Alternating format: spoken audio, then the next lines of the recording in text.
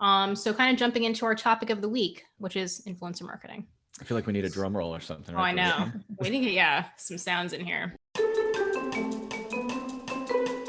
So let's just kick off here. 1, how effective is it? 2, is it even sustainable 3 years from now? The landscape is changing a lot. 3, is it all bullshit? 4, how do we think it will evolve? David, as always, I'm gonna let you kick off on this one. We got a lot of commentary on this side. Yeah, I think so too. And I am, as much as I like the sound of my own voice some of the time, I am really interested in hearing your guys' thoughts on this. I think influencer marketing is given a bad name for a lot of reasons. And it also is because I think people don't have the right impression of influencer marketing when they hear the term. They immediately think of, forgive me for generalizing, 19 to 21-year-old girl in a bikini somewhere holding a protein powder supplement bag, and the next day talking about, something else that she never actually uses, never actually, consistently works with. That's not influence. That's a transaction. In reality, influence has always been the whole purpose of advertising in the first place. If you can be compelled by a brand or somebody else to believe in what it is that a brand is selling or what it is that a brand is saying, that is the power of advertising in general. The reason it is bullshit in the eyes of so many people is because what they're adopting as an influencer strategy or an affiliate strategy is bullshit. They're saying, oh, well, so-and-so's got, 50,000 followers, 200,000 followers. I'm going to pay them X amount of dollars to go talk about this thing that they probably don't actually use, care about, or ever want to look at again, but they're just doing it for the money. People can smell bullshit. So they know from a mile away if that relationship is real. To name drop a client of ours and something that's being done well, Sonia Dakar is a client of ours, a cosmetics and skincare brand based out of LA. They have taken pains to build a very cohesive and authentic relationship with their influencers, to the point where if one of the influencers is featured in the content, they know through time, passing for years at a time, that these individuals not only visit the Sonia Dakar clinic on Rodeo Drive, but that they use their products. It's natural to them. They have an involvement in the selection of the products they use, and even in helping them craft other products that might come about in the future. And it's real and it works. We put that content in our ads, and not just through an affiliate type of model, but through content side by side with the things that the brand is creating. If it's real and it's authentic, people know it, they smell it, they sniff it out over time, and that's how you build legions of followers. So I do think real influencer marketing is sustainable, but those are collaborations. These are not transactions. This is not an affiliate model. I do think there are places for affiliates, as perhaps a separate conversation. But if you're just talking about, oh, we gave, 3 people who had a bunch of followers, $50 over the course of 3 weeks and we didn't sell anything. Well, yeah, no shit, because it's not real and everybody knows it. But I've heard my voice enough. I'd love to get your guys' take. I do think, David, you have a lot of great points, but I think the key word to take away is actually long-term. So having those long-term authentic strategies is what kind of makes it sustainable, if it really is. I think that something else we're actually going to talk about in our list here is really the difference between how effective influencers are depending on what tier they could be, whether it is nano, micro, or obviously, like, I don't even know what it'd be called, like macro, like the ultimate influencer, if you have more than 1 million followers. Oh, let's call it mega. Mega, yeah, like a mega influencer. And honestly, the more followers someone has, there's a great point brought up here where they actually have less converting power, right? Because they're pockets of people, like it's no longer like a niche area anymore, or niche, I don't know. Regardless. Yes. Yeah, I think the answer is yes. Yeah, it's like whatever. We'll get into semantics later. But yes, I feel like they do have less converting power. They do have very diverse demographics. And again, how authentic is it? How can you always consistently appeal to so many people at all times? Like, you need to have something, like you need to have a competitive edge. So that is very important. But we are kind of skipping around a little bit. We will define kind of the different levels and which is the most effective, depending on what basically a campaign objective would be. But I think something that we should jump back into is what industries truly benefit the most from influencers. Obviously, skincare is a great example. A lot of women are likely to follow influencers. But in terms of, is it, I don't know, fitness? Is it apparel? Is it skincare?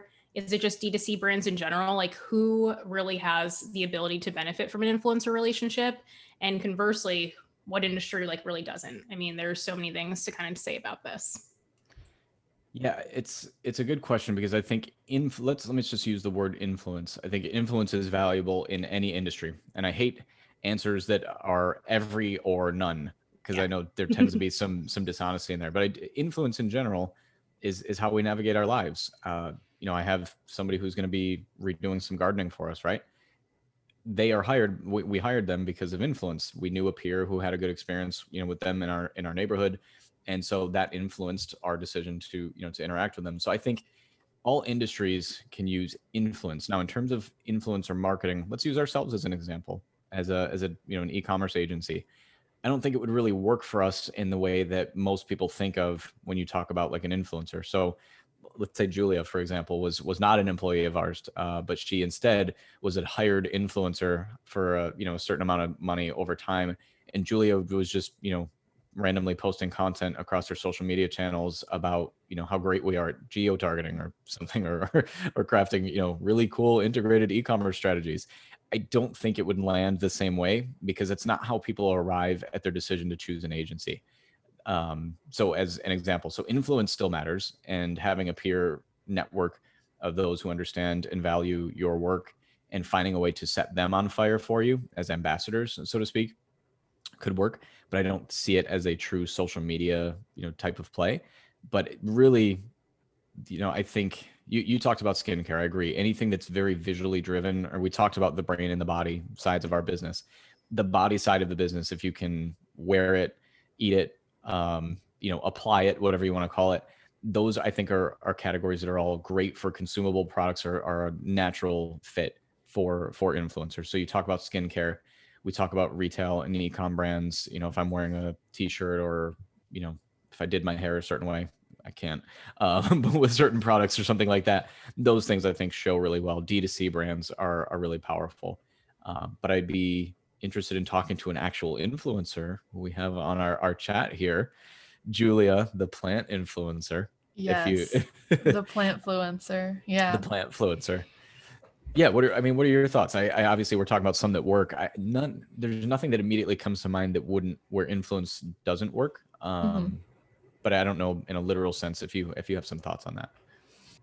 Industries where you might not think that influencers work, and they might not work in the traditional sense of like, let me pose holding this product and, hashtag ad in the caption.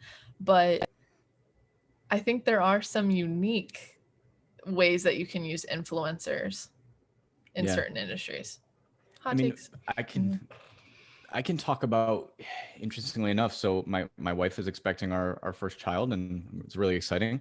There are a whole bunch of like baby nurses and stuff on Instagram who have a lot of experience with a lot of the things that first time moms and dads have no idea about, and they have built entire content catalogs and classes and courses, some of which have, my wife has purchased through mom influencers and stuff like that, or baby nurses and things like that too. So maybe that's not an example that would surprise people or whatever, but I do agree that there's really very few categories that you can't think of the value of influence.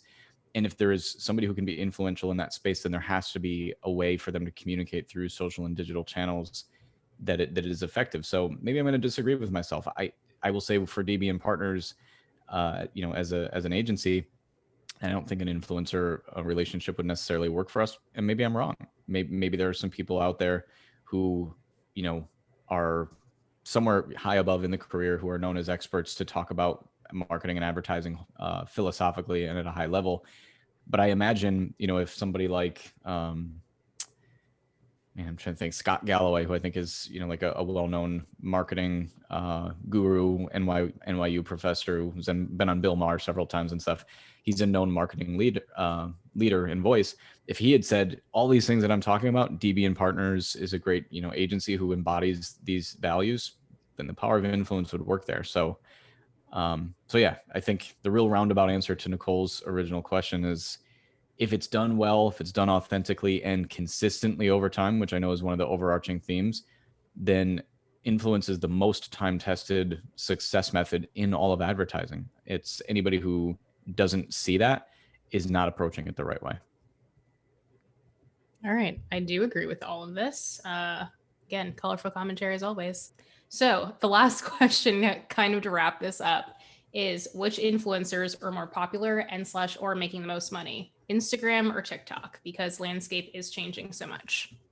I'm going to take a stab at this and say I still think it's Instagram. Instagram has a proven path to actually driving revenue for brands, and that's been established over several years. TikTok it can't be far behind, and I imagine that brands are throwing a lot of money at some of these individuals because they're growing so rapidly. TikTok is obviously a channel that is a force to be reckoned with. Gen Z has already surpassed usage of TikTok past Instagram. They use that channel more than they use Instagram already. So there's no question where it's headed. But I think the question that TikTok still has in general, even with its ad platform, is that attention profitable? I'm sure the answer is yes. But in terms of the right methods and the right ways to do it, I think that part is still in question a little bit. So my answer today is Instagram. My answer tomorrow is probably TikTok. But I think they've got some work to do to figure out the model. I will say, hand up. Hand up. I will say from a brand awareness standpoint, it's definitely TikTok. From a buying power standpoint, it's going to be Instagram. And just kind of bringing it back to like common sense right now, who really has a credit card? Like a child that's on TikTok and they're like 12 to 15. What are they going to do? Like stop what they're doing and then ask their mom and dad for like their credit card or like money to buy something? Like you do have like that real life kind of like hiccup or that barrier that's a path to purchase, right? Mm-hmm. So I think with Instagram, it's more direct. Things are already built in, especially with new shoppable posts and Instagram shops in general. I definitely think, again, buying power, it's just really Instagram, and you can have those bottom line results instantly delivered to you. Yep. So I guess I'll let Julia kind of chime in with her Gen Z thoughts on that, since she is a big TikToker for us. Yeah, she is. Yeah, I'm going to have to agree on the most part with you, Nicole, but I do think that the 12 to 15-year-olds do have the buying power. There is the barrier, obviously, but I think if you get a 15-year-old hooked on a very specific and expensive Starbucks drink, the immediate reaction to everybody, we're going to Starbucks on dad's credit card and we're buying, everybody's trying this drink, we're going back tomorrow. I think the maybe not 12, but definitely the 15 to 18, the buying power I think is there, especially on TikTok. A lot of the comments I see on viral videos is the way I ran to Etsy, the way I ran to Etsy for this, the way I ran, it's like, obviously they're not running, but you know what I'm right. Internet running. I got you. I see what you're doing. What I think the only problem is in particular for small businesses who use this kind of like influencer leverage, is if the TikTok blows up and they can't match that demand, it's kind of gone. It's you missed your chance, you missed your opportunity. TikTok doesn't have a great way of following someone and consistently seeing their posts, and especially for small businesses, if they're not posting every single day, multiple TikToks a day, you're kind of lost in the sauce, if you will, lost in the For You page. You missed your opportunity. So it does have a huge, platform to leverage, but it doesn't always work out if you don't do it right. Sure. And it sounds like consistency is a key, right? Like one of the things we've talked about, and we'll tell each of you who's listening very transparently, this podcast and this video is not meant to be an instant ROI type of thing, right? But it is our hope that over time, this is going to serve as a platform to have people tuning in to maybe at first see what it's about, learn a couple things about topics that they care about as professionals, and over time establish that credibility that, wow, these guys are consistent. They're, always churning out good content, whether it's for me one week or not the next. I know that they're reliable and accountable, and that's that top of mind awareness that is going to, our mission is to make the DB and Partners name known to a general public over time who is probably not thinking about us today. And I think, that's one of the overarching themes. And Julia, I think your point is well taken. The brands that are going to really continue to succeed on TikTok are the ones who will be there consistently. And that's probably also true for the influencer relationships that they develop over time too.